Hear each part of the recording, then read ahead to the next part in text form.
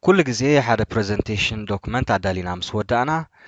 أفتي تحسوا نايتي presentationنا نايك آلات جيجاتات متان كهلو كن الرمام كنكل علنا نزين مقبار دماني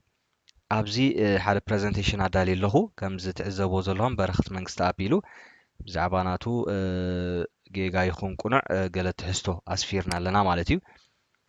سلازي أبز review زبل مساعتنا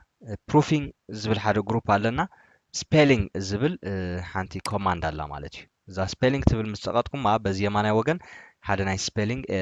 check نقبرلو area ختم تعلكم يعني هجول لك زين تاينا نقبر إزي بقيح مسمار تنبير اللي زلو أبز تحت تري وزلهم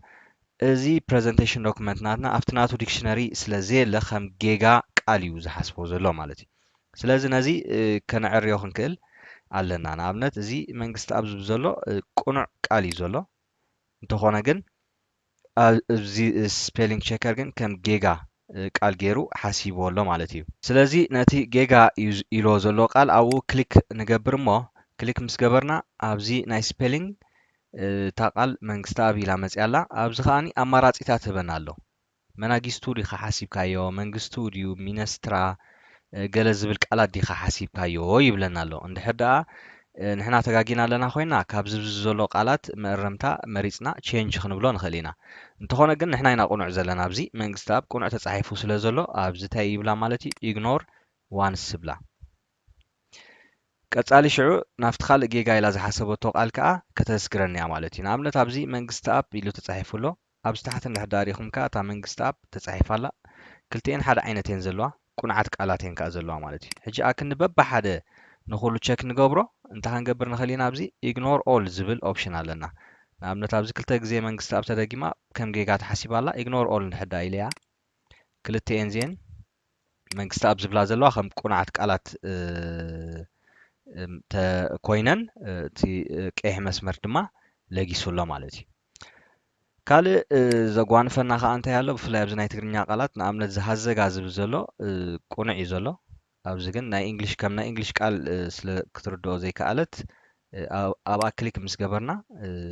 ልክዕ ብተመሳሳሊ ኢግኖር ዋንስ ዝብል ኣለና ኢግኖር ኦል ዝብል ኣሎ ኣድ ቱ ዘ ዲክሽነሪ ከዓ ዝብል ኣለና ማለት እዩ ሕጂ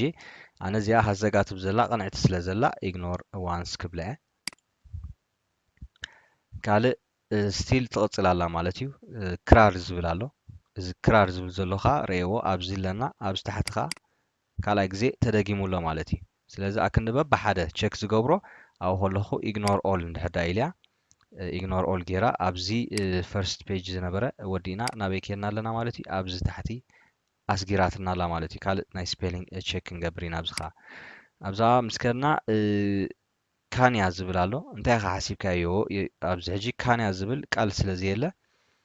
ንሕና ኬንያ እዩ ክኸውን ነይሮ ስለዚ ኬንያ ከም ምርጫ ኣምፅያትልና ኣላ ማለት እዩ ኬንያ ኢልና ምስ መረፅና ቼንጅ ንብላ ማለት እዩ ወይ ድማ ክሊክ ምስ ገበርኩ ከምዚ ዝረኣኹማ ቼንጅ ጌራታ ኣላ ንኣብነት ክመልሳ እያ ድሓን ሕጂ ረእዩ እዚኣ ካንያ ትብል ዘላ ጌጋ እያ ነይራ ስለዚ ብኬንያ እንድሕር ዳኣ ክእርማ ደልየ ኣብዚኣ ኬንያ ክሊክ መሪፀ ቼንጅ ይብላ ማለት እዩ ኬንያ ብዙሕ ግዜ እንድሕር ዳኣ ተደጋጊማ ኣላ ኮይና ከዓኒ ቼንጅ ኦል ይብላ ማለት እዩ ስለዚ ቼንጅ ክብላ እየ ናብ ኬንያ ተለዊጣ ኣላ ካልእ ኣብዚ ሞንዲያል ዝብል ኣለና እዚ ሞንዲያል ኣስሚራትሉላ እንታይ እዩ ኮይኑ እዛ ኤም ስሞል ሌተር ስለ ዘላ ኣብዚ ካፒታል ሌተር ክትከውን ከም ዘለዋ እዩ ዝሕብረና ዘሎ ስለዚ ሲምፕሊ ክሊክ ጌርና ቼንጅ ይብላ ማለት እዩ ካልእ እዚ ኔግኸ ዝብል ዘሎ ብፍሬንች ቃል እዩ ተዘይተጋጌ እዚ ስፔሊንግ ቸከር ግን ናይ እንግሊሽ ቃላት ይደሊ ስለ ዘሎ ከም ጌጋ ገይሩ ኣምፂዎ ኣሎ ስለዚ ካልእ ኦፕሽንስ እዩ ኣብዚ ዘርእየና ዘሎ እንድሕር ደኣ ቁኑዕ ኣለና ኮይና ኢግኖር ዋንስ ክንብሎ ንኽእል ኢና ወይ ከዓ ኢግኖር ኦል ክንብሎ ንኽእል ኢና ማለት እዩ ካልእ ኣብዚ ስቲል ኣብ ኩሉ ስላይድ እዩ ቸክ እናገበረ እዩ ዝኸይድ ዘሎ ማለት እዩ ስፔሊንግ ቸከር ኣብዚ ከዓ ሂ ሃዝ ሪኮርድድ ኣባውት ክኸውን ዝግብኦ ኣባውት ኤ ኮይና ኣላ እዛ ስፔሊንግ ማለት እዩ ስለዚ ናይ ስፔሊንግ ጌጋ ኣለና ኣብዚ ክሊክ ምስ ገበርና ኣባውት ዝብል ኦፕሽን መፂና ኣሎ ኣብዚ ስለዚ ካልኦት ኣብዚ እውን ኣባውት ዝብል ንሕዳ ብተመሳሳሊ ዝተፃሕፉ እንድሕር ኣልዮም ኮይኖም ንኣብነት ሃራይ ኣባውት ከም ቃል ወሲዳቶ ኣላ دحان أبز خأت وعي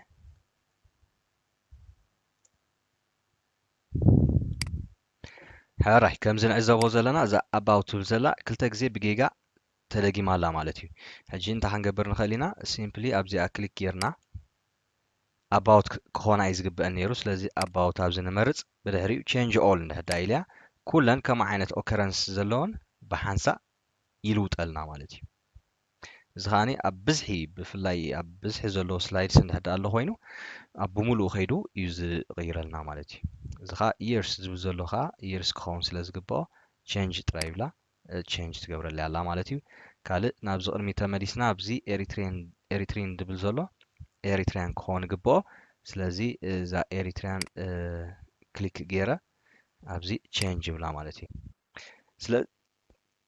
ስለዚ እቲ ናይ ስፔሊንግ ቼክ ኮምፕሊት ጌርና ኣለና ዝኾነ መእረምታ ዘድልዮ ነገራት ኩሉ ኣሪምናዮ ኣለና ወዲእና ኣለና ማለት እዩ ኣብዚ ኦኬ ንብላ ስለዚ ሕጂ እንድሕር ኣብ ኩሉ ስላይድስ ከይድኩም ዝኾነ ዓይነት